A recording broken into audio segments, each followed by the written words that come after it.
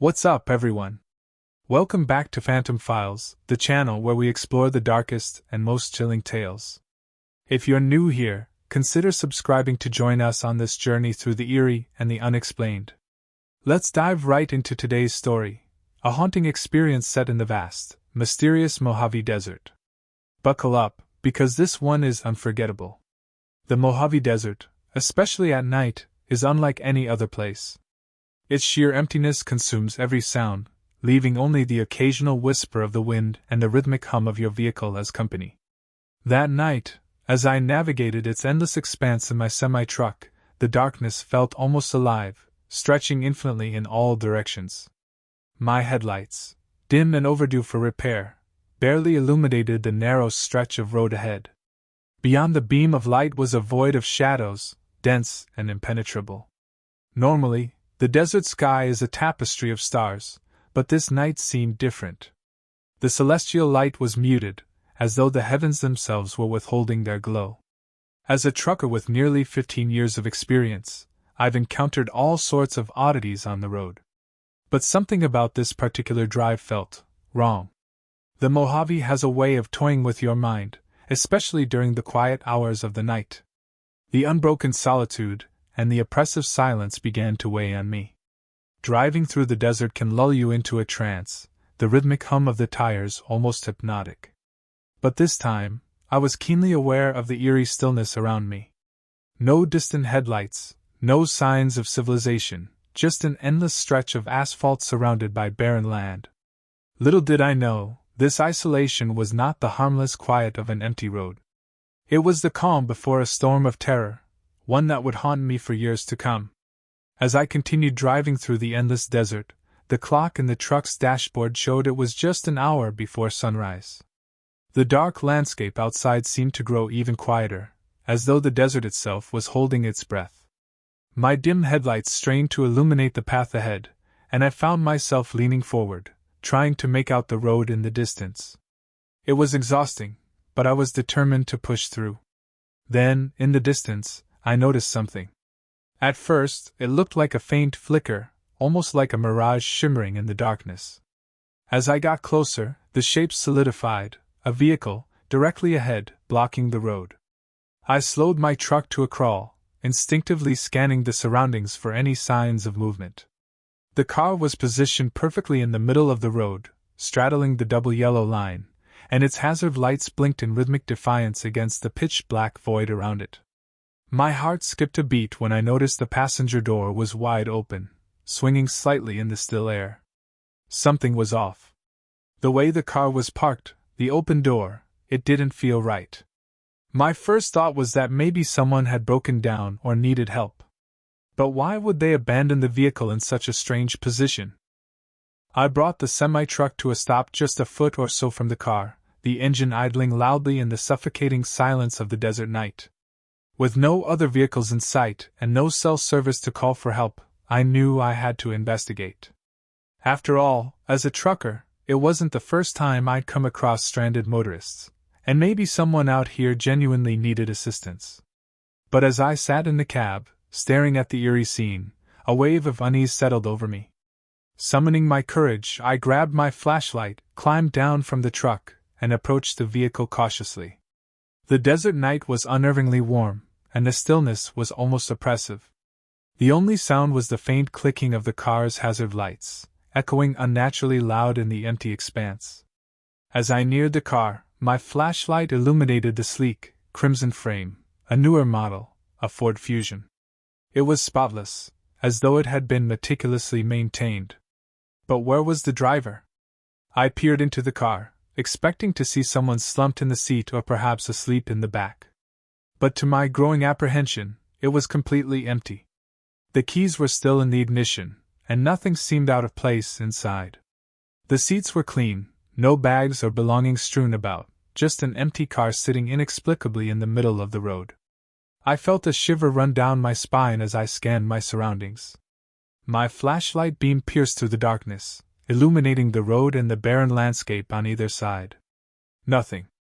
No signs of movement, no footprints in the dusty asphalt, no indication that anyone had been there. And yet I couldn't shake the feeling that I was being watched. The longer I stood there, the more the unease grew.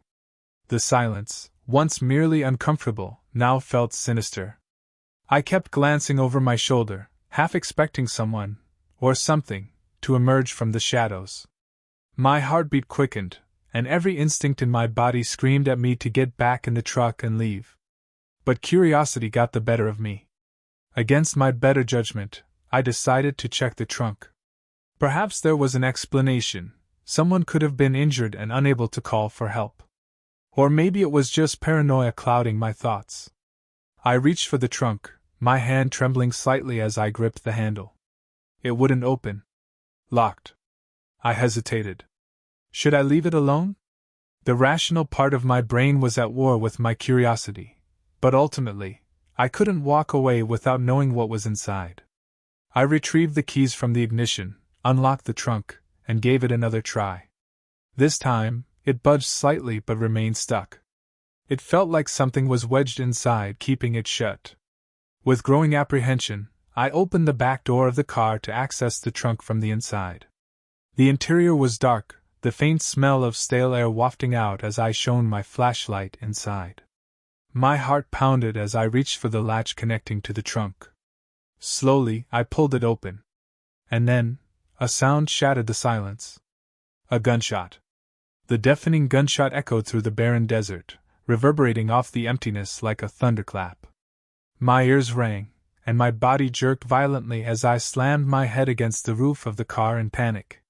The flashlight slipped from my hand and clattered to the ground, its beam wobbling erratically and casting eerie shadows against the car's interior. My heart raced, adrenaline flooding my veins as I scrambled backward out of the vehicle. My instincts screamed at me to retreat, to get back to the relative safety of my semi-truck. As I stumbled to my feet, I whipped my head around, desperately trying to locate the source of the gunshot.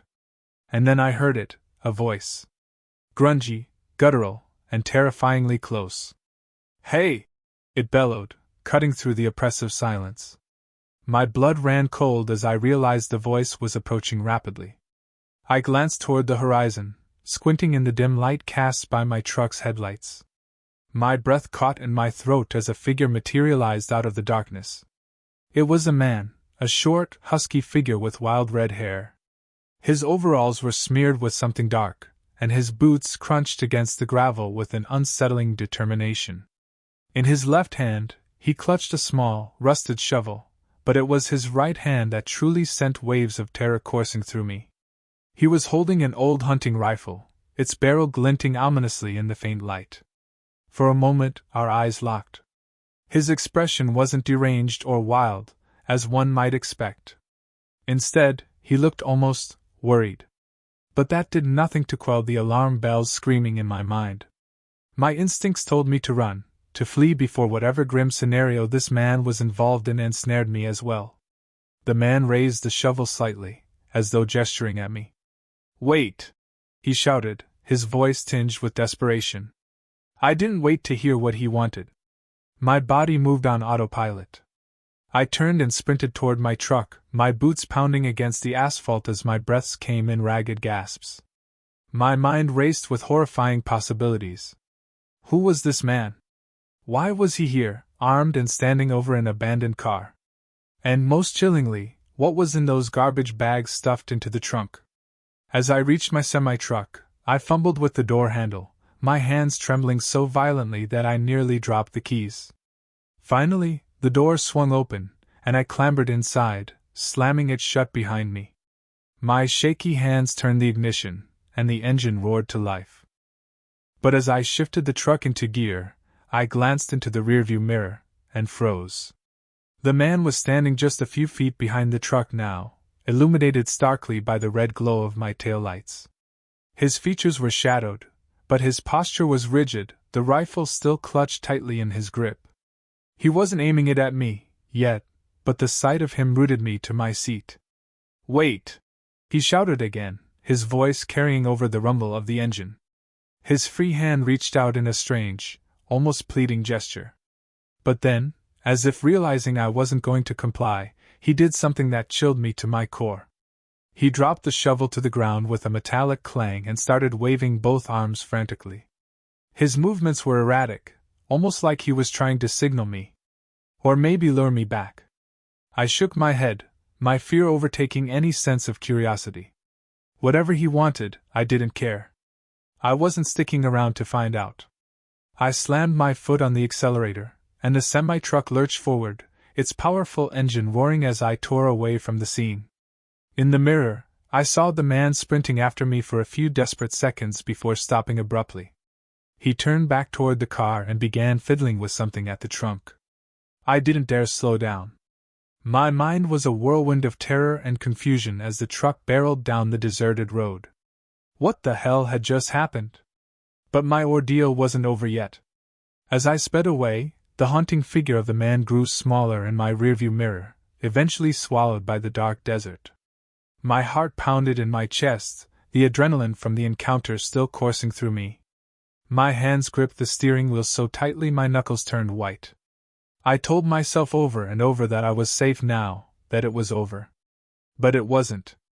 About 5 minutes into my escape, I spotted a faint light in the distance, growing steadily brighter with each passing second.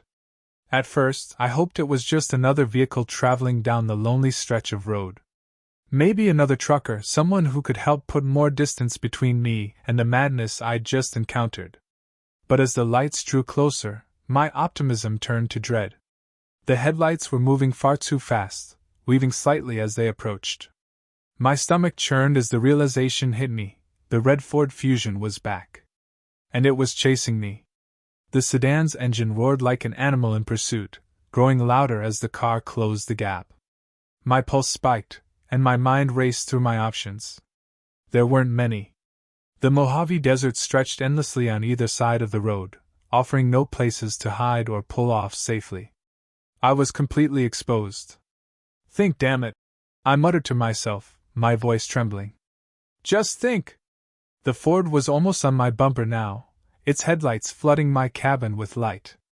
The blaring horn cut through the silence of the desert night, as if the driver wanted to torment me as much as possible before making their move. I fought the urge to slam on the brakes, knowing the semi-truck's weight would make stopping too slow. If the driver rammed me, I wouldn't stand a chance. Suddenly, the car surged forward, cutting sharply into the oncoming lane before veering back in front of my truck. The driver slammed on their brakes, forcing me to swerve and slow down just in time to avoid a collision. My tires screeched against the asphalt as the truck wobbled dangerously, threatening to tip over. Are you kidding me? I shouted, panic giving way to anger. My heart raced as I steadied the wheel, trying to regain control of the semi.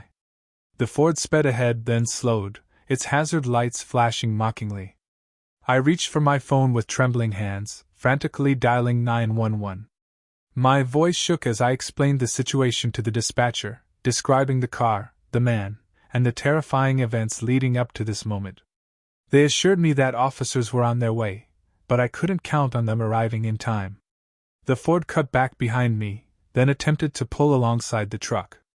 Out of the corner of my eye, I saw the silhouette of the driver. It was him.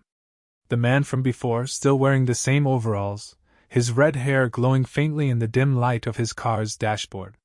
His passenger window was down, and he was shouting something I couldn't make out, his gestures wild and erratic. My gaze flicked to his right hand, and a cold wave of terror washed over me. The rifle. He still had the damn rifle. I couldn't tell if it was aimed at me, but I wasn't about to find out. I floored the gas pedal, the engine of my semi roaring as I pushed it to its limits. The massive truck groaned in protest, its speedometer creeping higher as the desert landscape blurred around me. The Ford matched my pace effortlessly, its smaller size giving it the agility I lacked. It swerved closer, the tires brushing the edge of the road before correcting. Every nerve in my body screamed for me to fight back, but how?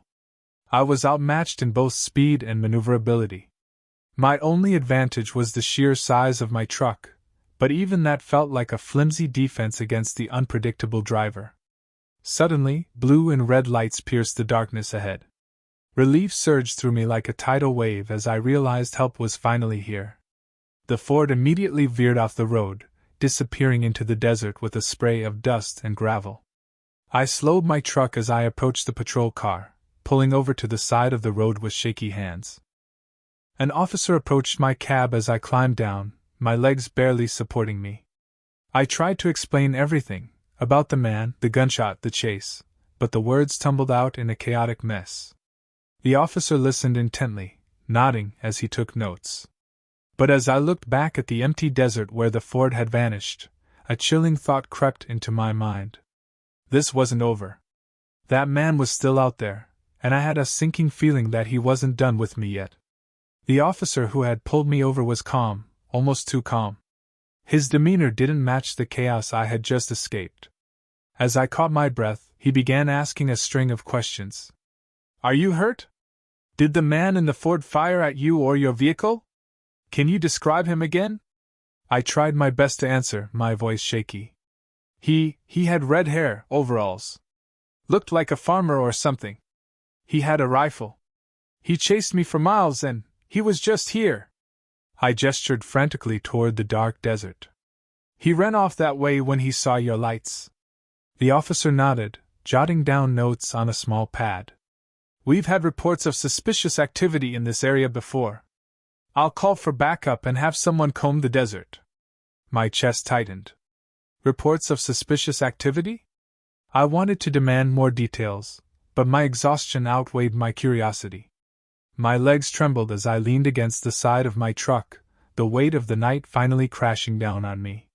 "Did you see what was in the bags in his trunk?" the officer asked, his tone casual but probing. I hesitated.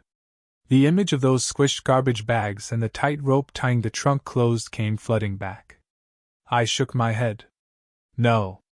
I was about to check when I heard the gunshot." The officer paused for a moment, his pen hovering over the notepad. "You did the right thing by leaving," he said, though his eyes hinted at something deeper. "Out here in the desert, you never know who or what you're dealing with." The eerie implication sent a shiver down my spine. As backup arrived, a second patrol car with 2 officers, I felt a sliver of relief. They assured me they'd search the area for the man and his car. But something about their tone told me not to expect much. Before leaving, one of the officers handed me his card. "If you remember anything else, call me directly," he said, his expression unreadable. I nodded, stuffing the card into my pocket, though I doubted I'd ever want to relive this night enough to recount it again. Once the officers gave me the all-clear, I climbed back into my truck. The once comforting hum of the engine now felt like a thin barrier against the darkness outside. I stared at the highway stretching endlessly ahead, my destination still hours away. But every fiber of my being wanted to turn around and head home. I couldn't, though. The delivery had to be made. The cargo in my trailer, whatever it was, felt like an anchor tying me to this hellish night. As I drove, the silence became deafening. My mind replayed the events over and over, dissecting every detail. Why had the man stopped in the middle of the road? Why had he chased me so relentlessly? And what was in those bags? The desert seemed darker now, the shadows deeper. Every flicker of light in my mirrors sent a jolt through my body. I couldn't shake the feeling that I was still being watched, that the man in the Ford Fusion wasn't finished with me yet. Hours later, when I finally reached my destination, the morning sun was just beginning to rise. The soft light should have brought comfort, but it didn't. As I parked the semi and handed off the paperwork, I noticed how jumpy I had become. Every shadow, every sound set me on edge. The real horror wasn't just the events of that night. It was the lingering dread, the unanswered questions, and the gnawing fear that the man with the rifle and his sinister intentions were still out there, somewhere in the vast desert. That fear would stay with me long after the engine cooled and the delivery was complete. Even after the chaos of that night, I couldn't shake the feeling of unease. Every mile I drove felt heavier, every shadow on the horizon seemed darker. My mind kept circling back to the moment our eyes locked. His expression wasn't just one of surprise or anger, it carried a weight, a sense of intent that I couldn't quite place. It was like he wanted to tell me something, even as he held that rifle in his hands. When I finally reached my destination, I realized just how much the encounter had unsettled me. Normally, completing a delivery brought a sense of accomplishment, a closure to the long hours on the road. But this time, there was no relief. Instead, there was a nagging unease that made it impossible to move on. The man's actions didn't add up. Why had he abandoned the car with its trunk tied shut? Why the frantic chase? And most haunting of all, what was in those bags? The thought clawed at the edges of my mind, refusing to let go. I wondered if the police would ever uncover the truth, but deep down, I doubted it. The desert was vast, an endless stretch of nothingness where secrets could easily vanish. People like him, whatever he was, knew how to use that emptiness to their advantage. In the days and weeks that followed, I found myself replaying every detail of that night, searching for answers in my memories. The sound of the gunshot, the sight of his figure in the rearview mirror, the ominous stillness of the desert, each moment felt burned into my mind. But there was no resolution. Just questions that piled up with no way to answer them.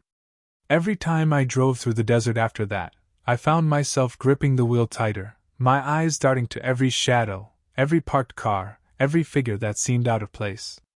The Mojave had become more than a stretch of highway to me. It was a reminder of the things we can't explain, the things we might never understand. And as much as I tried to move past it, the desert never quite let me go. As the weeks passed, the memory of that night began to take its toll on me in ways I hadn't expected. The desert wasn't just a physical place anymore, it had become a mental battlefield. Every time I drove through it, I felt the same gnawing unease creeping back, as though the shadows of that night had followed me into my waking life. I started second-guessing everything. A car parked on the shoulder of the highway? Suspicious. A random bump in the road? Could it be something left behind by someone like him? Even the sound of my own truck settling as it idled would make me whip my head around, expecting to see something, or someone, lurking in the shadows. Sleep became a luxury I couldn't afford. My dreams were haunted by the sound of that gunshot, by the sight of the man's weathered face and his frantic gestures. Sometimes I'd wake up in a cold sweat, convinced I was back there on the road, with his car blocking my path and him emerging from the darkness with that rifle in hand. The worst part wasn't the fear, though. It was the questions. The not knowing. What had been in those bags? Was it really something sinister, or had my imagination run wild in the chaos of the moment? And why had he chased me down instead of disappearing into the desert like most criminals would? Those unanswered questions started to feel like a weight, pressing down on me every time I climbed into the cab of my truck. I'd always been proud of my ability to stay calm under pressure, to face any challenge with a level head. But this was different. This was something I couldn't control, couldn't fix. Talking about it didn't help either. My trucking buddies listened to my story with wide eyes, but most of them dismissed it as just another wild tale from the road. Probably some guy burying his dog, one of them said with a shrug. You're lucky he didn't shoot you, though. Lucky. That word stuck with me. Maybe I was lucky, but it didn't feel like it. It felt like I'd stepped into something much larger than myself, something I wasn't supposed to see. And now that I had, I couldn't shake the feeling that I was still being watched. The road had always been my escape, a place where I could clear my mind and focus on the horizon. But after that night, it became something else entirely, a reminder that some places are better left in darkness, and some mysteries are better left unsolved. That night didn't just leave me with fear, it changed how I saw the world around me, especially the life of a trucker. For years I had thought of the open road as a place of freedom and opportunity.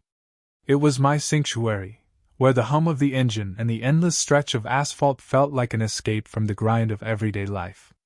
But after that night in the desert, the road became something else entirely, unpredictable, unforgiving, and full of hidden dangers. I started paying attention to things I'd once ignored.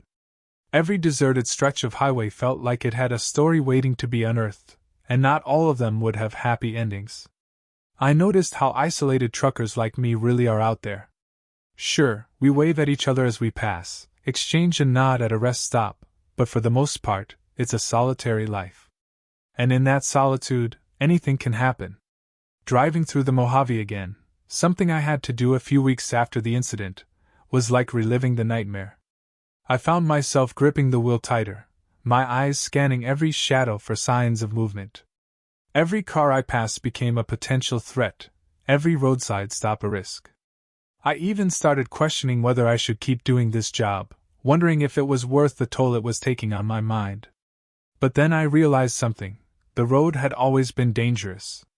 Every trucker out there has their own stories of close calls, of strange encounters, of moments that could have ended very differently. What happened to me wasn't unique. It was just my turn to face the darker side of this lifestyle. Instead of letting the fear consume me, I decided to use it. I started being more cautious, more prepared. I double-checked my route before every trip, avoided stopping in sketchy areas unless absolutely necessary, and kept my doors locked whenever I was parked. I even invested in better headlights for my truck, something I should have done long before that night. The experience also made me more empathetic toward others. When I passed a car on the side of the road with its hazards on, I still felt that pull to stop and help, but I was more cautious now. I knew how easily a seemingly innocent situation could spiral into something dangerous. And I knew that for every person genuinely in need of help, there might be someone with far darker intentions. The road had taught me a harsh lesson, but it also reminded me why I became a trucker in the first place. The challenge, the independence, and the stories. Some stories are worth telling, even if they leave you a little scarred. And others? Well, some are better left behind, swallowed by the endless stretch of desert and the darkness of the night. What lingers most after a night like that aren't just the memories, it's the questions. The ones that gnaw at you, that keep you awake when you should be resting. What was that man really doing with the car? What were in those garbage bags in the trunk? And most unsettling of all, what might have happened if I had stuck around a moment longer? I've replayed that night in my head countless times, trying to fill in the blanks. Was the man truly alone out there in the desert? The thought that there might have been others watching from the shadows makes my skin crawl. And then there's the question of his intentions. Did he see me as a threat? A witness?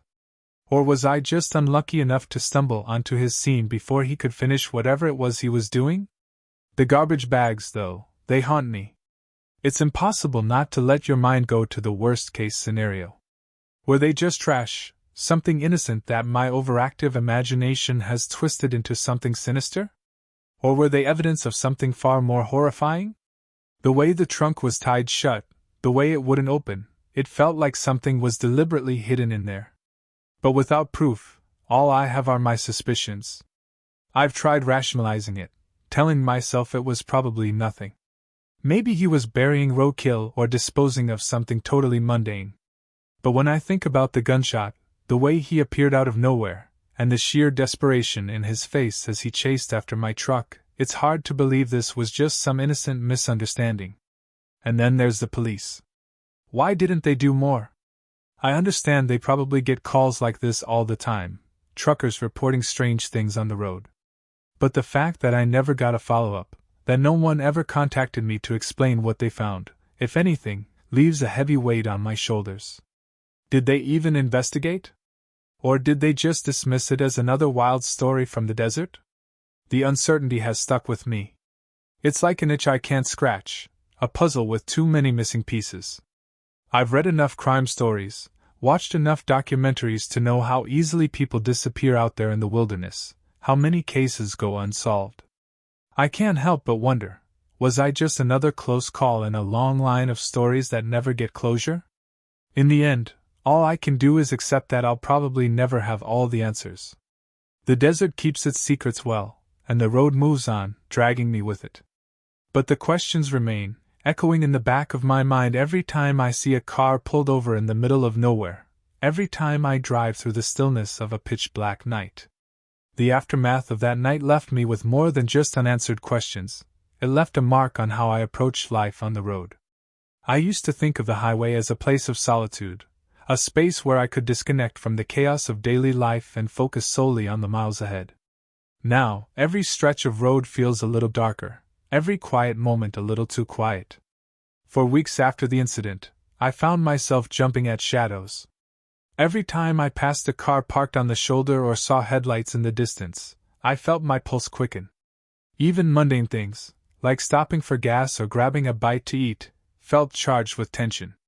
My senses were on high alert, constantly scanning for something, someone, lurking just out of sight.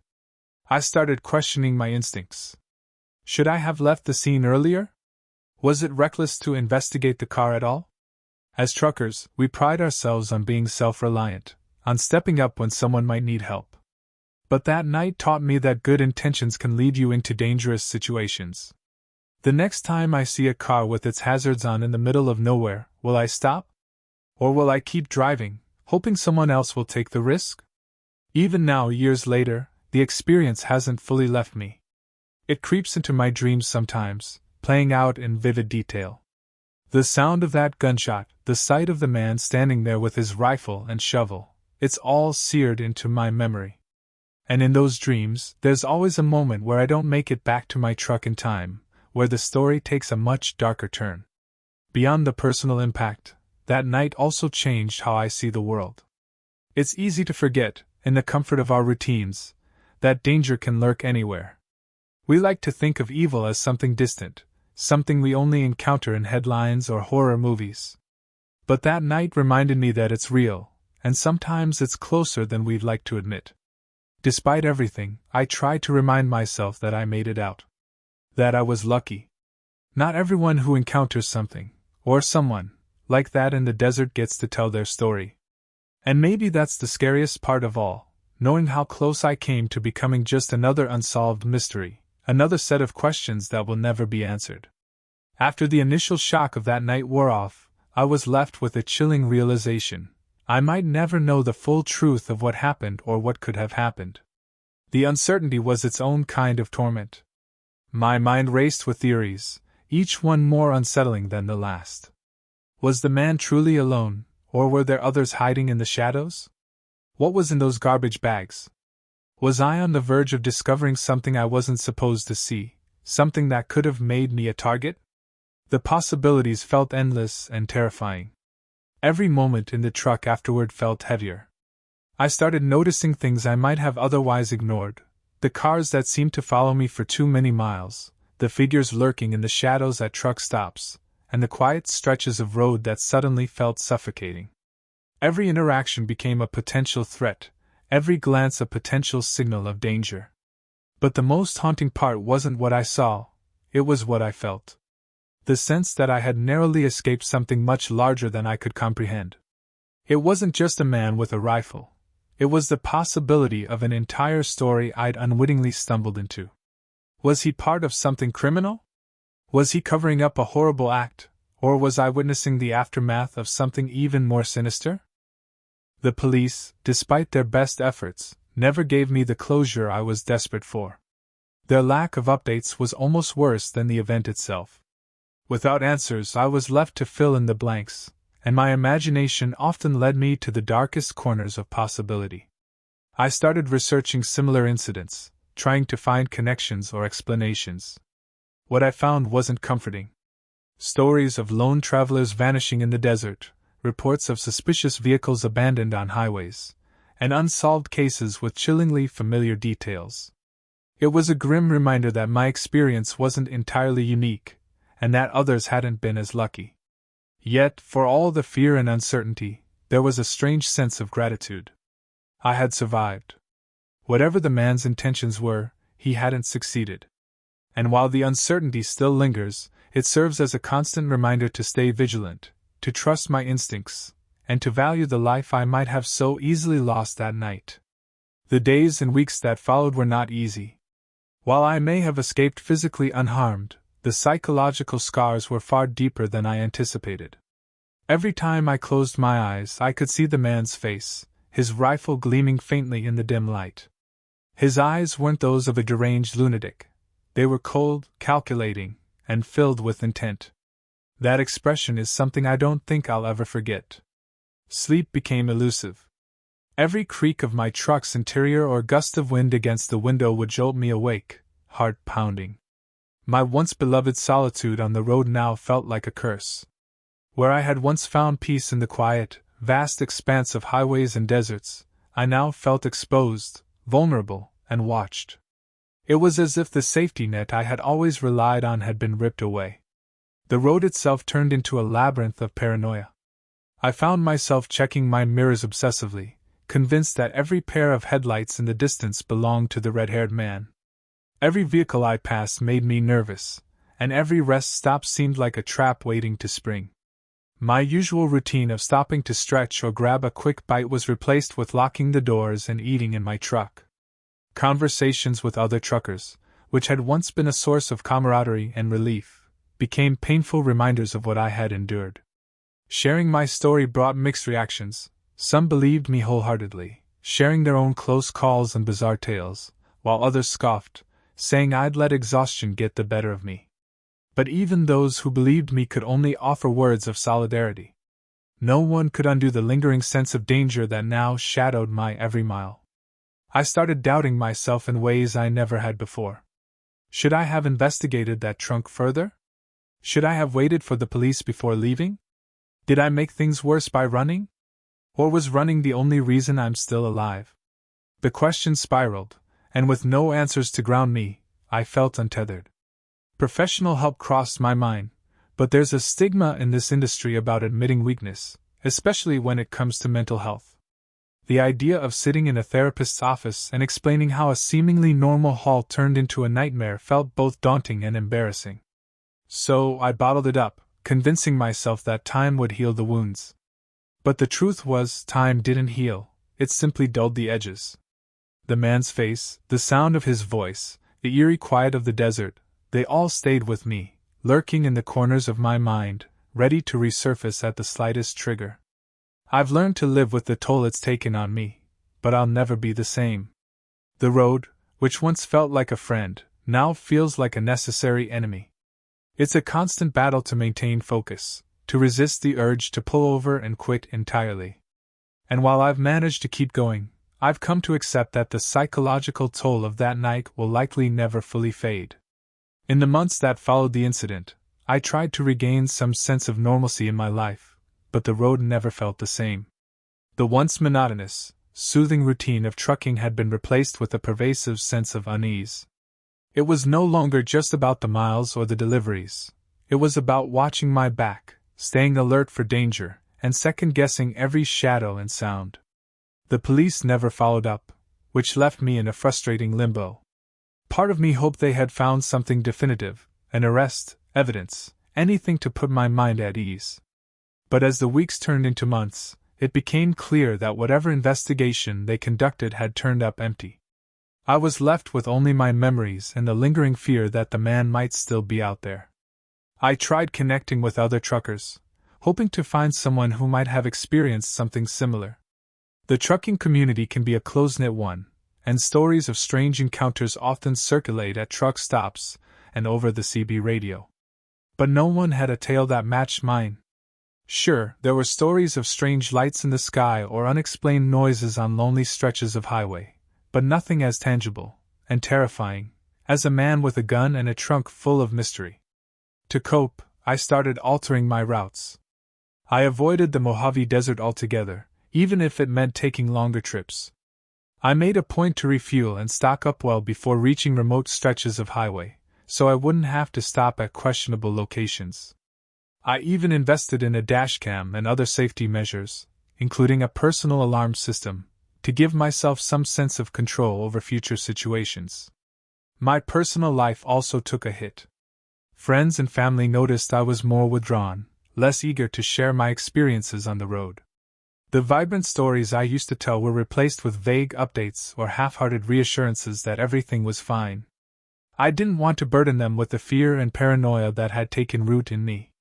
One of the hardest parts was accepting that I might never know the full truth of what happened that night. Who was that man? What was in those bags? Why did he follow me so aggressively? And what would have happened if I hadn't gotten away?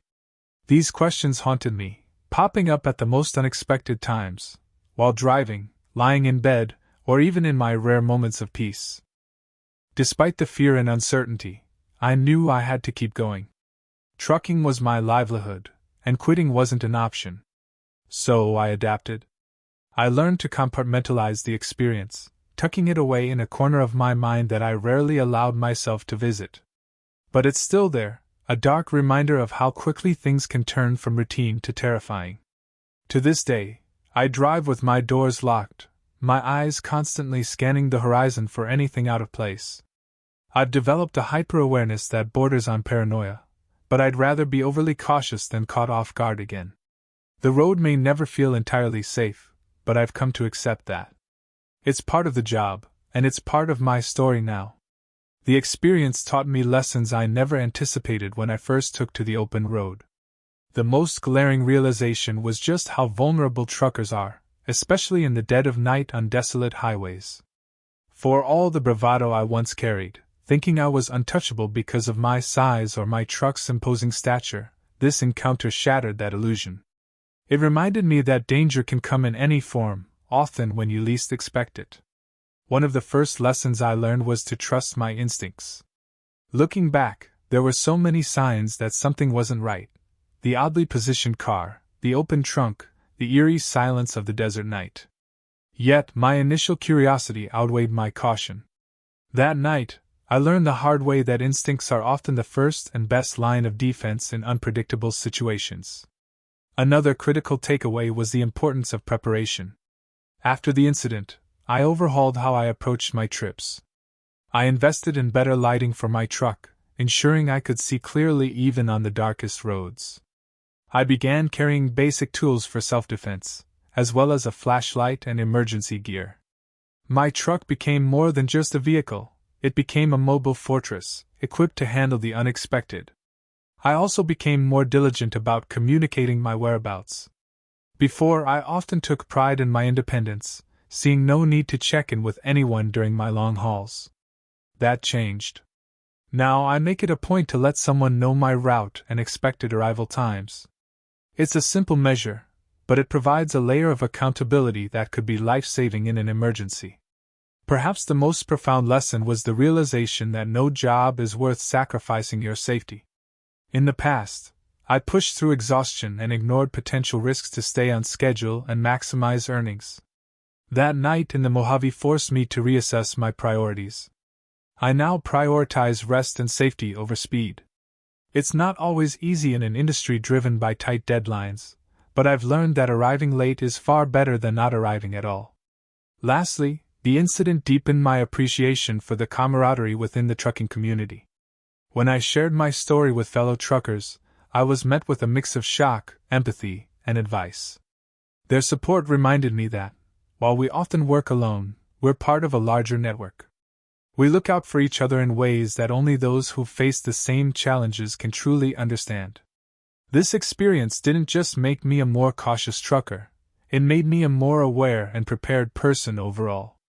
Life on the road is unpredictable, but with the right mindset and precautions, I've learned to navigate its dangers without losing sight of why I chose this path in the first place: the freedom, the adventure, and the sense of purpose that comes with delivering what the world needs. After that harrowing night, I made a promise to myself to always approach my job and life with a heightened sense of awareness and respect for the unknown. Trucking is a profession that often puts you in situations far outside the norm. It's a lifestyle as much as it is a job, one that tests your endurance, patience, and sometimes your courage. But moments like this one make it clear that every precaution you take is worth it. I've taken the lessons I learned from that experience and applied them to every mile I've driven since. I double-check my routes, ensure my truck is in top condition, and most importantly, stay vigilant. The road can be a place of peace and solitude, but it can also be unforgiving, and preparation is your best ally. These stories may seem like isolated incidents, but they serve as reminders that even the most routine days can take an unexpected turn. For those considering a career in trucking or just looking for insight into life on the road, I hope this serves as both a cautionary tale and a testament to the resilience needed in this field. The open road can teach you lessons you won't find anywhere else. It's just up to you to listen. And that wraps up today's story on Phantom Files. Thank you for joining me as I relived one of the most intense experiences of my trucking career. If you enjoyed this story, Don't forget to like the video and hit the subscribe button, it really helps the channel grow. I'd also love to hear your thoughts or similar experiences, so drop a comment below. I'm always interested in your take on these stories. We're just getting started here at Phantom Files, so if you're into chilling tales and real-life encounters that make your heart race, stick around. There's so much more to come, and I can't wait to share it all with you. Until next time, stay safe out there, and keep your eyes on the road. You never know what you might encounter. Thanks for watching, and I'll see you in the next video.